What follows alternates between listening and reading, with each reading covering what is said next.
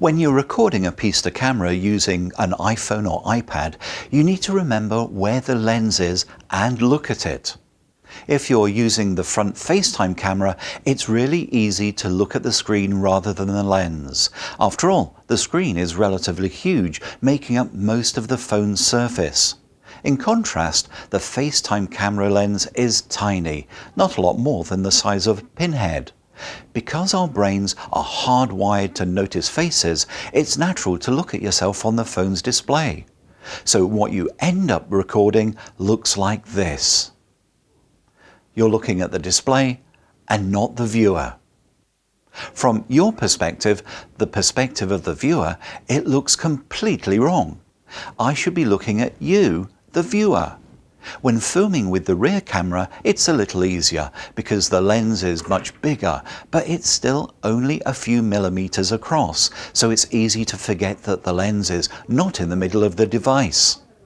After all, we're used to every other type of camera and camcorder to have a body that's centered around a lens.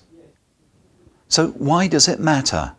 Well, by looking at the phone's display or the middle of the phone's body rather than at the lens, especially in landscape or horizontal video mode, it appears that I'm looking away or past you, past the viewer.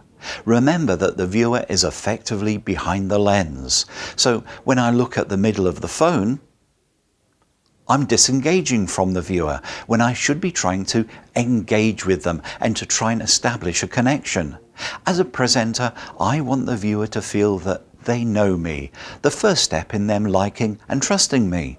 By looking at myself on the iPhone screen and therefore away from the lens and the viewer, I'm giving them a non-verbal signal that implies I'm not in the least bit interested in them. So it wouldn't be surprising if they were to lose interest in what I have to say and stop watching.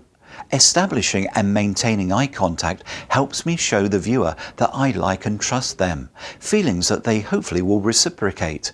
In doing so, they will be more likely to continue watching for longer and think more favourably about my pitch when it finally comes.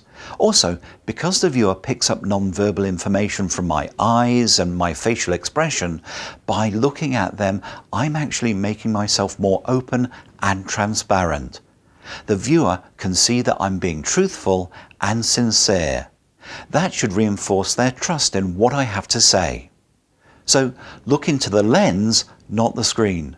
In doing so, you're looking directly at your viewer and establishing a connection with them and building trust and rapport. Sure, before you start recording, use the screen to make sure that the framing is okay and that you're in focus and the exposure is correct. But once you're happy with all of that, look into the lens and establish and maintain eye contact with the viewer. So remember, the viewer is behind the lens, so that's where you need to look. It will appear natural and that you're interested in speaking to and communicating with them.